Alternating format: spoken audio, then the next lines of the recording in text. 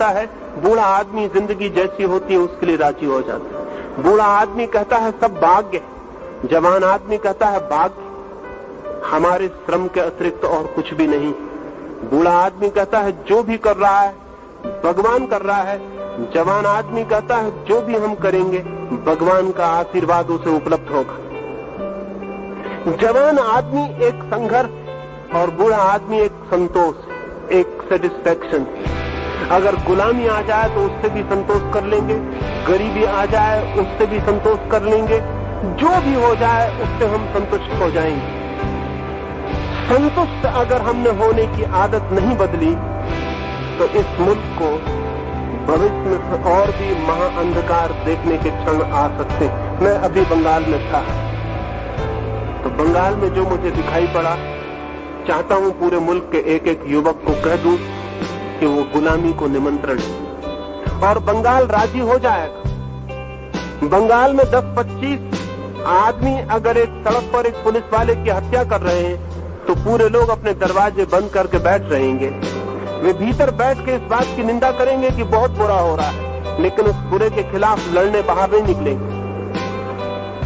अगर एक बस में आग लगाई जा रही तो यात्री बस में चलने वाले उतर के नीचे खड़े हो जाएंगे और खड़े होकर चर्चा करेंगे बहुत बुरा हो रहा है, लेकिन कोई उन आग लगाने वाले 5 आदमियों को रोकने की हिम्मत नहीं जुटाएगा। इतनी कायर कौम कैसे जवान हो सकती, इतना कमजोर चित्त कैसे जवान हो। पूरा बंगाल देखता रहेगा, थोड़े से लोग बेवकूफियां करेंगे और पूरा बंगाल झुक जाएगा और आज नहीं कल पूरा हिंदुस्तान झुक जाएगा। 2 लाख आदमियों की बस्ती में 200 आदमी कुछ भी करना चाहे तो 2 लाख की बस्ती झुक जाएगी और राजी हो जाएगी। हिंदुस्तान पर चीन का हमला हुआ तो सारा हिंदुस्तान कविता करने लगा था, आपको भी पता होगा। सारा हिंदुस्तान कहने लगा था कि हम सोए हुए शेर हैं, हमें छेड़ो मत। तो मैंने कई कवियों से पूछा कि शेरों ने कभी भी नहीं कहा है कि हम सोए हुए शेर हैं, हमें छेड़ो मत। छेड़ो और पता चल जाता है कि शेर है या नहीं। कविताएं करने की जरूरत नहीं होती, लेकिन पूरे हिंदुस्तान ने कविताएं की, जगह जगह कवि सम्मेलन हुए, लोगों ने तालियां बजाई और जिन लोगों ने कविताएं की कोई को पद्मश्री की उपाधि मिल गई, कोई राष्ट्र कवि हो गया, किसी को राष्ट्रपति ने स्वर्ण पदक भेंट कर दिए और चीन हिंदुस्तान की जमीन दबा के बैठ गया और वो सोए हुए शेर सब फिर वापस कविता करके सो गए। उनका कुछ भी पता नहीं चला कि वो कहां चले गए।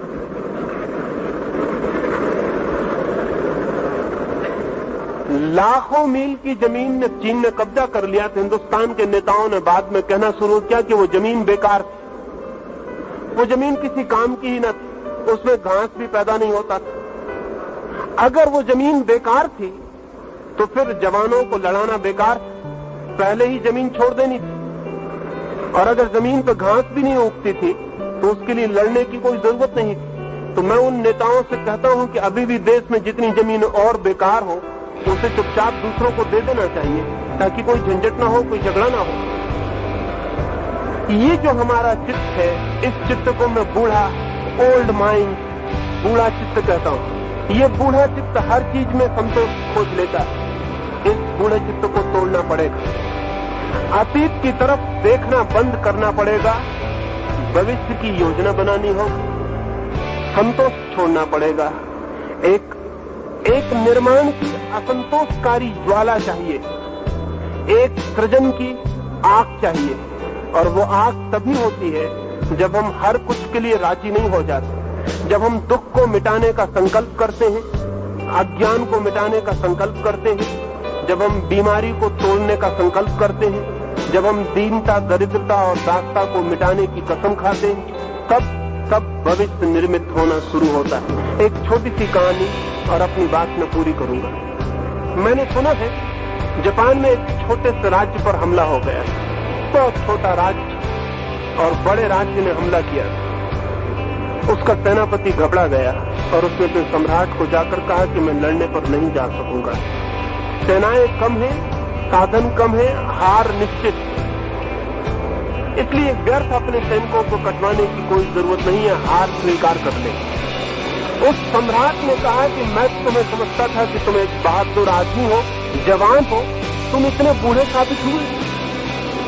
लेकिन जब सेनापति ने तलवार नीचे रख दी तो सम्राट भी बहुत घबराया। गांव में एक फकीर था, सम्राट उसके पास गया। जब भी कभी मुसीबत पड़ी थी उस फकीर से सलाह लेने वो गया। उस फकीर ने कहा कि इस सेनापति को फौरन कारागृह में डाल दो, क्योंकि इसकी ये बात कि हार निश्चित है, हार को निश्चित कर देगी। आदमी जो सोच लेता है वो हो जाता है। और जब सेनापति कहेगा हार निश्चित है तो सैनिक क्या करेंगे? उनकी हार तो बिल्कुल निश्चित हो जाएगी। इसे कारागृह में डाल दो, कल सुबह मैं सेनापति बनकर आपकी सेनाओं को युद्ध के मैदान पर ले जाऊंगा। राजा बहुत घबराया, क्योंकि सेनापति योग्य था, युद्धों का अनुभवी था। वो डर गया। और फकीर जिसे तलवार पकड़ने का भी कोई पता नहीं था, जो कभी घोड़े पर भी नहीं बैठा था, वो युद्ध के मैदान पर क्या करेगा? लेकिन कोई उपाय न था और राजा को राजी होना पड़ा। वो फकीर सेनाओं को लेकर युद्ध के मैदान पर चल पड़ा।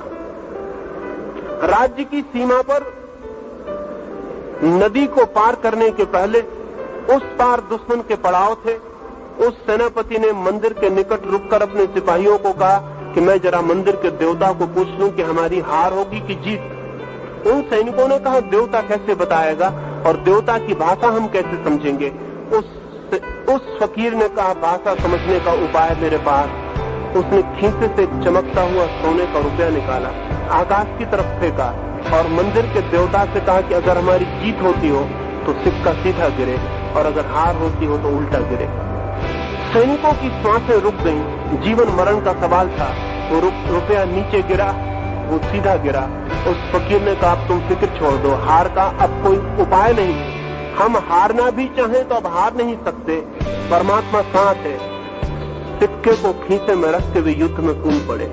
8 दिन बाद अपने से बहुत बड़ी फौजों को जीतकर वे वापस लौटे। उस मंदिर के पास से गुजरते थे तो सैनिकों ने फकीर को याद दिलाई कि परमात्मा को कम से कम धन्यवाद तो दे दे, जिस परमात्मा ने हमें जिताया। उस फकीर ने कहा परमात्मा का इससे कोई भी संबंध नहीं है, आगे बढ़ो।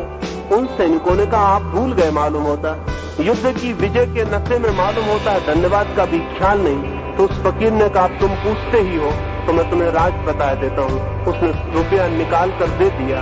वो सिक्का दोनों तरफ सीधा, उसमें कोई उल्टा हिस्सा नहीं था। वे सैनिक जीते क्योंकि जीत का ख्याल निश्चित हो गया। विचार अंततः वस्तुएं बन जाते हैं, विचार अंततः घटनाएं बन जाती हैं।